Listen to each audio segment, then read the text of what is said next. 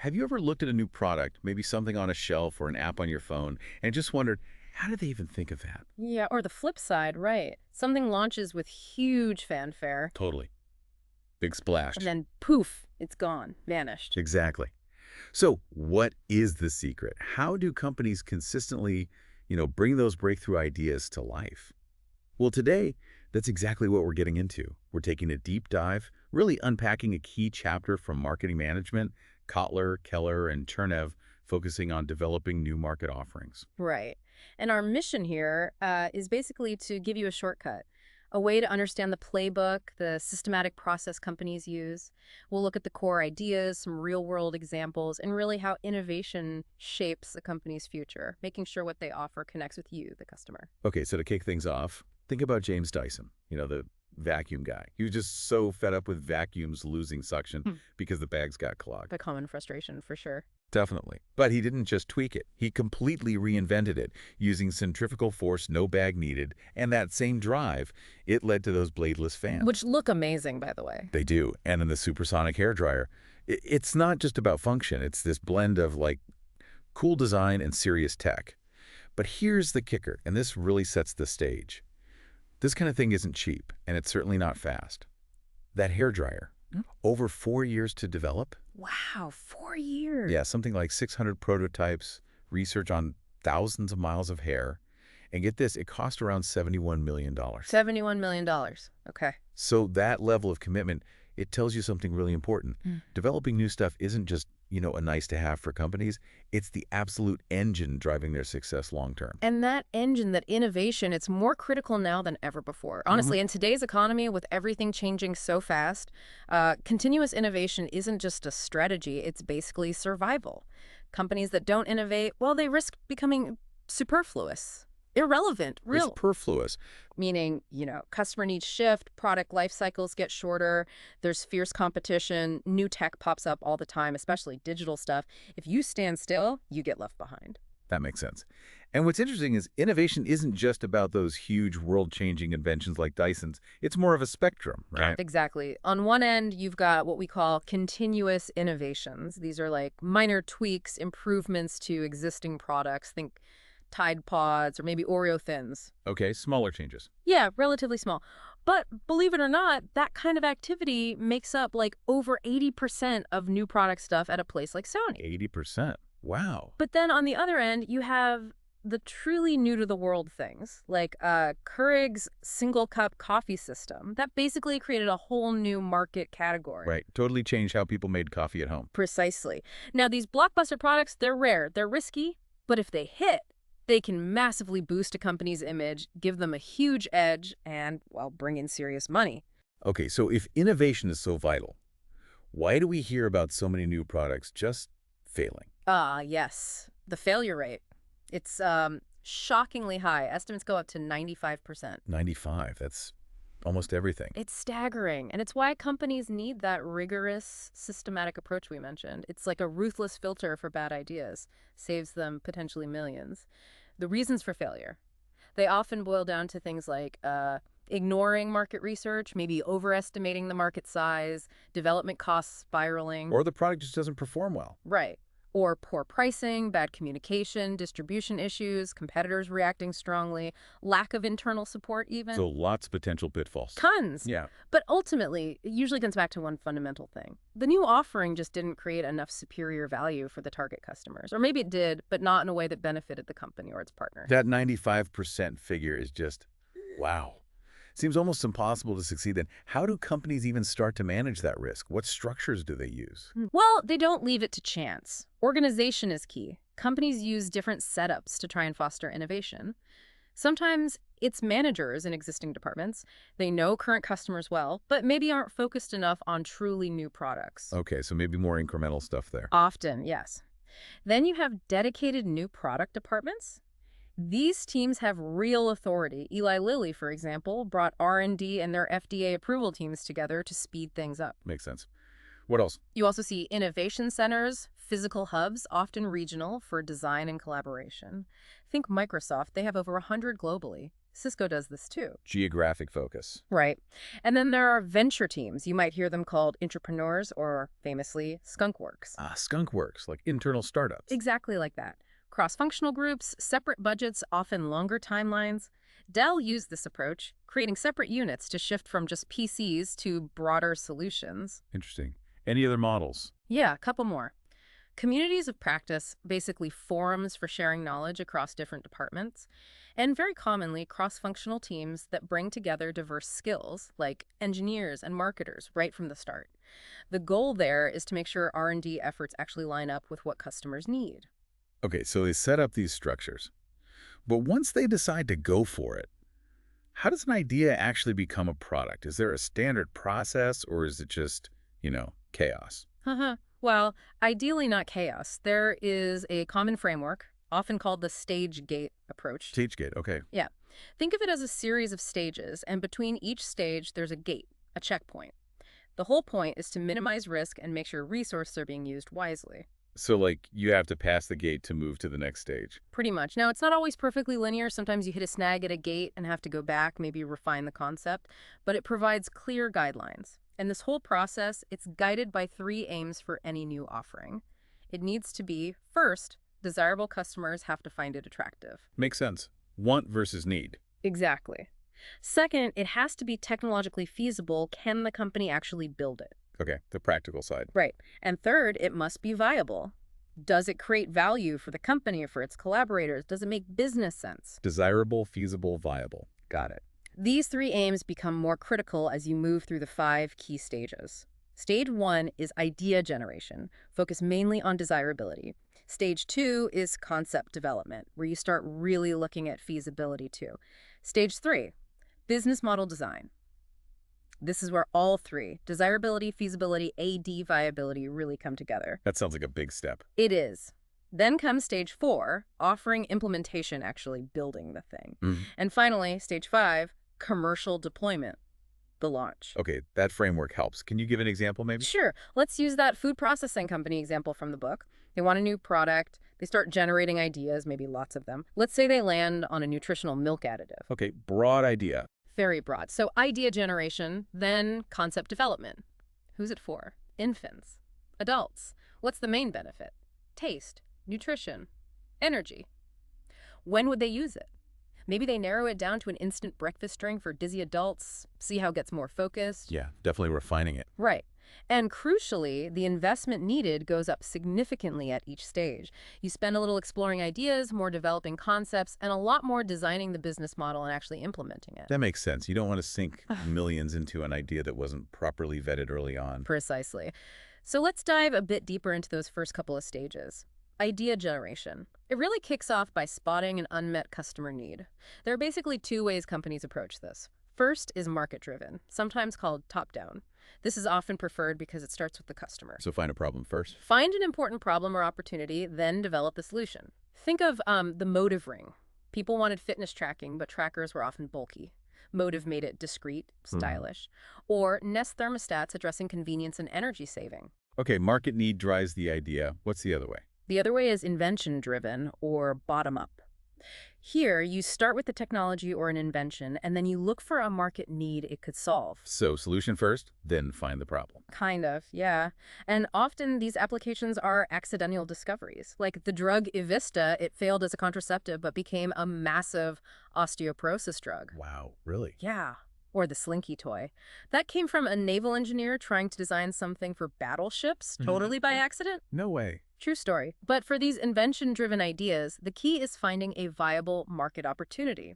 The iPod wasn't the first MP3 player, not by a long shot, but Apple figured out how to make it desirable and built the market. Right, the execution and finding that fit. So they have an idea, maybe market-driven, maybe invention-driven. How do they check if it's actually any good? What's that first filter? That's idea validation. And it checks 2 main things. Desirability, does it solve a real, important, unmet need?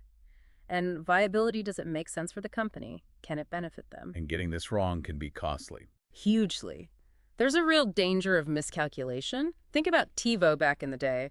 First digital video recorder seemed revolutionary. I remember TiVo. Right. But the thing was, most consumers were actually fairly satisfied with how they watched TV already.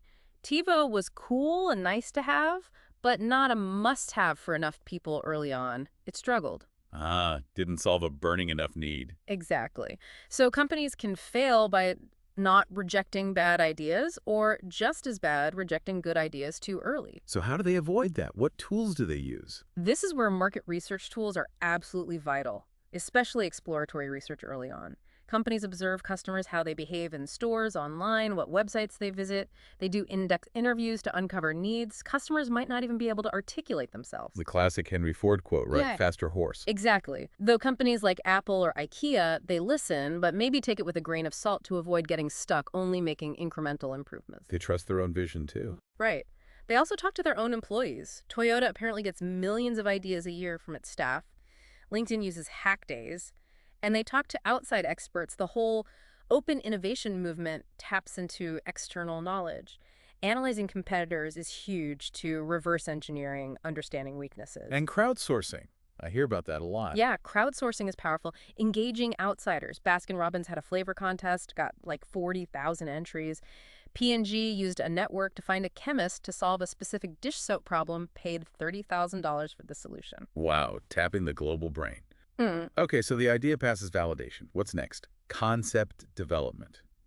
Right, concept development. This is where you start turning that validated idea into something more tangible, an initial version, a prototype. A prototype doesn't have to be a perfect, fully working thing right away. Early on, it could just be a diagram, a drawing, maybe a rough physical model. It gets more complex as you go through the stages. And then you test it. Yes, prototype testing. First usually comes alpha testing. That's internal engineers, employees, experts putting it through its paces, like Vibram testing new shoe soles in extreme conditions. Checking it works, basically. Yeah, kicking the tires internally. Then comes beta testing. This is where you get it into the hands of actual customers. P&G has labs where people try new diapers or lipsticks. Microsoft's Insider program for Windows is a huge beta test. Getting real-world feedback. Crucial feedback. And all this testing feeds into concept validation. You're asking, okay, can we actually build this thing at scale? And importantly, does it fulfill that customer need better than what's already out there? How do they measure that? Often through more formal research like experimental studies, maybe A/B testing different versions, or using techniques like conjoint analysis to really understand which features customers value most. Okay, so that leads into the next big stage, right? Business model design. Exactly. And this is where the investment really starts to ramp up significantly. Business model design. It's about taking that validated concept and figuring out how to make it a commercially feasible offering. Remember those three aims: desirability, feasibility. Now viability becomes absolutely central. Can this make money? Can it create value for the company and its partners? Right, the business side kicks in hard. Totally. And this stage involves defining three key components, which actually link back to foundational marketing concepts. First, the target market. Who are the customers, really? Who are the main competitors? Who are the key collaborators, suppliers, distributors? What's the context? For that food company example, maybe it's time-pressed, middle-class families with kids. Getting specific. Very specific. Second, the value proposition. What exactly is the value you're offering? For the customers, maybe convenience, nutrition, good price. For collaborators, like extra sales for retailers. And for the company itself, revenue, profit, maybe building the brand. Clearly defining what's in it for everyone. Precisely. And third, the market offering itself. This is the nitty-gritty. The final product specs, the service elements, the brand name and identity, the pricing strategy, any incentives or promotions, the communication plan, the distribution channels. So like for the food company. Yeah, it would be things like, okay, it's a $2.99 dog box at retail. We sell it to distributors for $78 a case. We'll run some introductory promotions. We need a $6 million advertising budget, maybe split between TV and online ads. We need a budget for ongoing market research. All those specifics get hammered out. You can see how digital marketing fits right in there with the communication plan. Absolutely. It's integral from this stage onwards. Then comes business model validation. You check those three pillars again. Is it desirable? Crystal Pepsi, remember that. Clear Cola. Failed on desirability. People just didn't want it. Yeah, I remember that. Weird. Is it feasible? Can we actually make it and deliver it as planned? A perpetual motion machine isn't feasible. And crucially, is it viable? Can it make money? Pets.com is a classic dot-com bust example. They famously lost money on every sale because their costs were too high. Failed on viability. So they're all interconnected. Deeply. And a big part of checking viability is demand forecasting, trying to estimate the potential market size. You might use surveys, what people say, run test markets, what people do, or analyze past sales data for similar products, what people have done. Okay, business model is solid. Demand seems there. What's next? Implementation. Exactly. Stage 4, offering implementation. This is where the rubber really meets the road. You turn that validated business model into an actual market-ready product or service. Sounds like a lot of work. It is. It involves two main streams of activity. First, developing the core resources. Do you have everything you need behind the scenes? Like manufacturing capacity, call centers, IT systems, supply chains, distribution networks. Do you have the right skilled people, enough capital? So, the infrastructure. Precisely. And companies might build these themselves. They might outsource parts, acquire another company that has them, or collaborate with partners. Okay, get the back end ready. And the second stream, that's developing the market offering itself. Finalizing the actual product, designing the packaging, locking down the brand identity, setting the final prices, planning the promotions, creating the advertising and communication materials, setting up the distribution channels, getting everything ready for launch. And how much testing do they do at this late stage? Good question. It depends. Factors like how new or novel the product is, how complex it is, and how much it would cost to change things after launch all play a role. Some companies do extensive market testing. Interestingly, South Korea and China are often used as test markets for global brands like L'Oreal or Gucci because consumers there are seen as demanding and trend-savvy. Good place to get insights. But sometimes they skip that. Sometimes, yeah. Especially if speed to market is critical. Starbucks, for example, launched its mobile payment app, apparently. It was a bit flawed initially, but they iterated quickly, and now it handles millions of transactions. General Mills sometimes launches in just, say, 25% of the US to get quick sales data and adjust fast. So get it out there and learn fast. Exactly, and that ties into a really important concept, especially relevant for anyone thinking practically about launching something, the minimum viable offering, or MVO. MVO, minimum viable offering. What's that about? It's about developing a streamlined version of the offering, maybe with only the absolute essential features, just enough to launch, test the market's reaction, and learn quickly before investing in the full-featured version. So test the core idea without building everything. Precisely. It's a way to learn with minimal risk, fail fast if necessary, and iterate much more quickly. It's a really powerful, practical approach. MVO sounds smart. So after implementation, testing, maybe an MVO, it's finally time for launch. Finally, stage 5, commercial deployment. This is about formally introducing the offering, telling target customers about it, and making it available for them to buy. Now, companies often don't launch everywhere all at once, especially with riskier innovations. They might use selective market deployment. Launching in just a few places first. Exactly. Maybe one city or one region, or targeting only a specific channel. It minimizes the initial risk and cost. It lets them learn how customers, competitors, and partners react in a real market setting, gives them agility, and starts generating some revenue. Who do they target first in that selective launch? Usually the primary target, the customer is most likely to be early adopters. For our food company, maybe they'd launch only the chocolate flavor initially because market research showed it was the most popular potential flavor. Focus the initial effort. Makes sense. Any examples? StubHub is a good one. They started basically as eBay for tickets, focusing specifically on the gap in the market for people selling unused event tickets. Clear need, clear target. They started with sports tickets, proved the model, then expanded into concerts, theater, and so on. It shows how you can succeed by nailing a specific need first. Start focused, then broaden out. Right. And once the offering proves successful in those initial markets, then comes market expansion. Scaling up production, promoting it to the full target market across all intended regions, making sure it's widely available. And often, this is when they'll introduce product variations, like maybe volume packs or different flavors for that breakfast drink, to appeal to a broader range of customer needs and preferences.